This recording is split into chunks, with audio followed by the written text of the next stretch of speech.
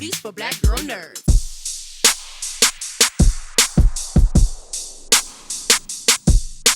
Thank you, thank you. Well, I appreciate your time. It's good to be with both of you. I really, really love the film. Letitia, beginning with you, working with Ryan again, how does he communicate his vision of what he wants you to bring to Shuri, and how has that changed from the first Black Panther? We get to connect with Ryan very early on in the process.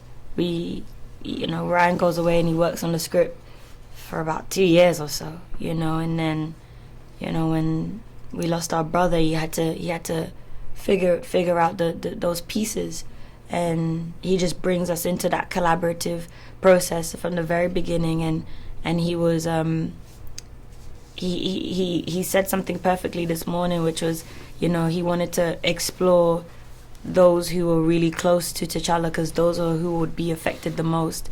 And when we meet Shuri in Black Panther 1, she is so protected, so loved. Like it's limitless, her access, and she's so brave as well. She's like, my big brother's the Panther, like he can't touch me. And we see this young woman, we see this young girl with a broken heart in this film at the beginning, and we follow that arc to see her journey into becoming a woman, and I think that's beautiful.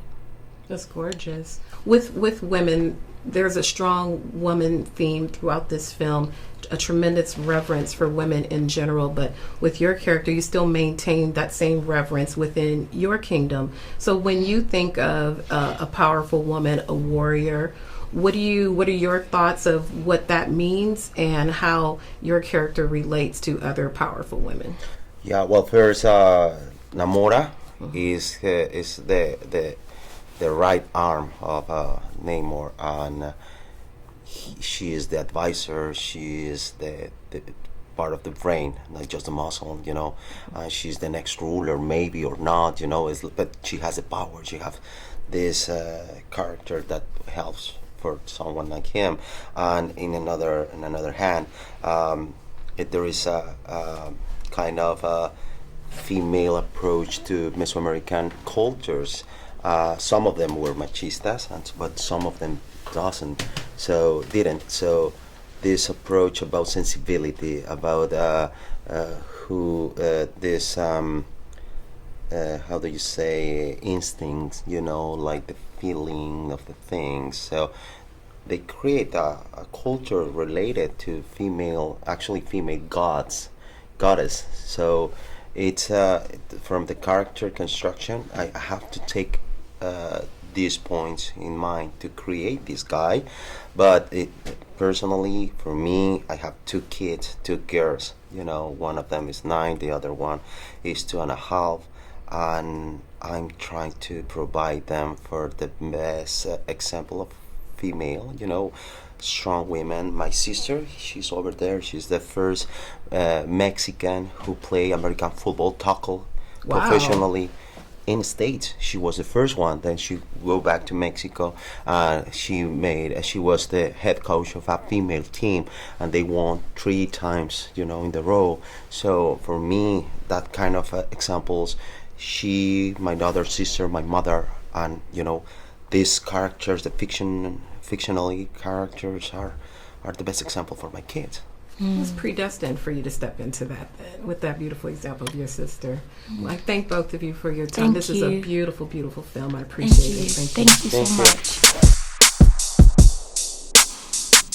Thank you so much for your time. I love the journey of emotions that this film took me on. And with that, we got to learn more about Okoye and motivations. What is the walking of the line of the Dora Milaje? We see the fierce warrior, but this time we get to see something new. Yeah, I mean, she's a person under there. You know what I mean? And she's going through a lot, and I think she tries to hold it together as long as she can. But I think she stumbles, and Ryan said this to me a few times. She stumbles partly because she hasn't dealt with her grief. And she's like holding it all together. But what happens when you don't do your own process? And she's just trying to take care of everybody and make sure folks are, how do I make her feel better? How do I, but have you gone through your thing? And I think that that sort of is compounded in the moment where we see her have to face the results of her choices, or of what happens when she chose to do something. Let's put it that way. Right. So allowing that, for me, felt very organic for her, in terms of how you then move forward grief-wise, and have to. And if you don't want to try it, if you don't want to deal with it, you're gonna have to deal with it as a result. It's gonna happen at some point. And I think that was something that allowed. I'm thankful that the character has to go through things that stretch her and that show various colors of her humanity and force her to make shifts. I enjoyed that too, because film is already such a suspension of disbelief, and within the Dora Milaje themselves, another suspension of disbelief that they're fearless, which they are, but they never show any chinks in the armor. So it'll be refreshing for people to see another dynamic to your character and the rest of the people. Well, you mentioned that Ryan said she hasn't had a chance to process her own grief in that period. When Ryan's communicating his vision to you specifically for your character, what type of instruction does he give?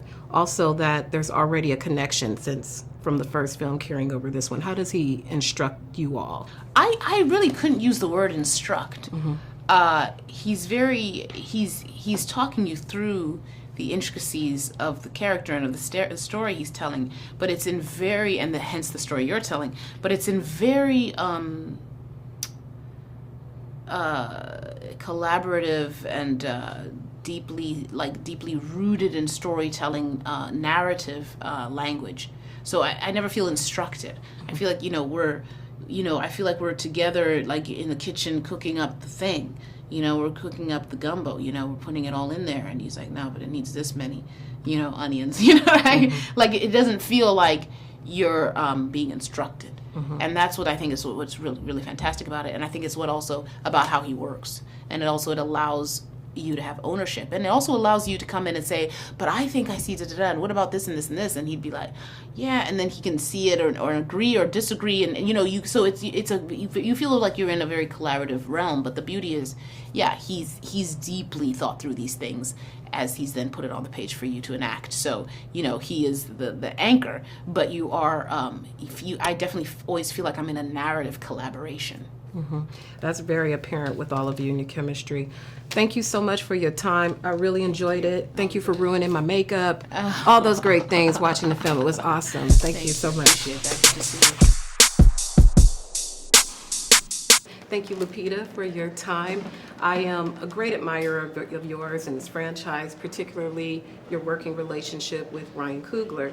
So when you go into now a second film with him, how does he communicate to you what he wants out of you, what he wants you to bring to the screen? Like, how does that communication happen between you for your character and with Ryan? Since the last film, we've all grown a lot, and Ryan has grown so much as a director as well. But what remains the same is that there is an implicit trust between us. And having gone through the fire of making the first film, this one, there's a lot more that we could expect and give of each other for free, It was not about earning trust this time. It was just about maintaining it and honoring it. And so I was very prepared for Ryan's leadership. And especially with the loss of Chadwick, it was good to have a director that I could trust emotionally, because he was going through it as well. And I knew that he would create a safe space for us to both be creative, but also be ourselves and express our grief and our loss. So this movie was different because we had so much emotion to work through. And so he left, it was an open door kind of policy, and he walked me through the story over Zoom. I was in Kenya, I remember, when he walked me through the story, and by the end of it, I was weeping. I was weeping, man. It was so beautiful, and I thought I did such a good job of honoring Chadwick, but also moving the story forward. I was compelled, as well as being really moved by the heart of the story.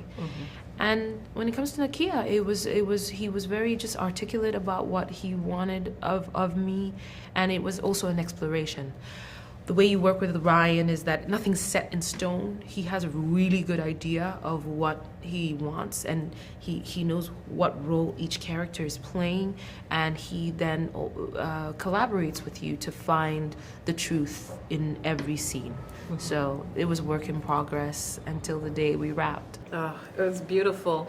And even in that emotional thread, there is triumph on the opposite side of that. And there's lots of triumph for people to enjoy.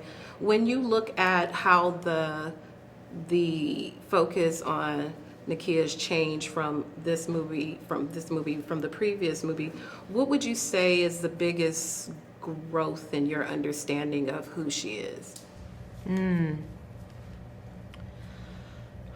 When we were making the first film, Ryan said to me of Nakia that she is T'Challa's oasis.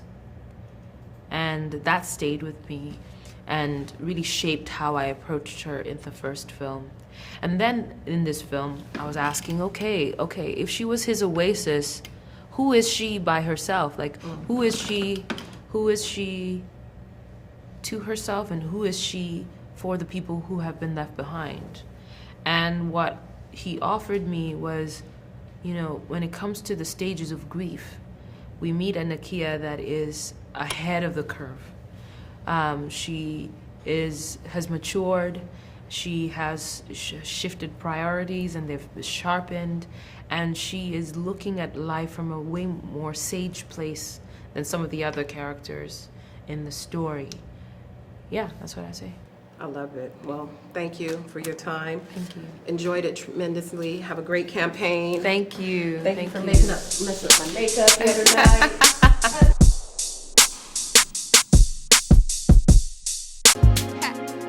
Better shake your booties for black girl nerves. Better shake your booties for black girl nerves.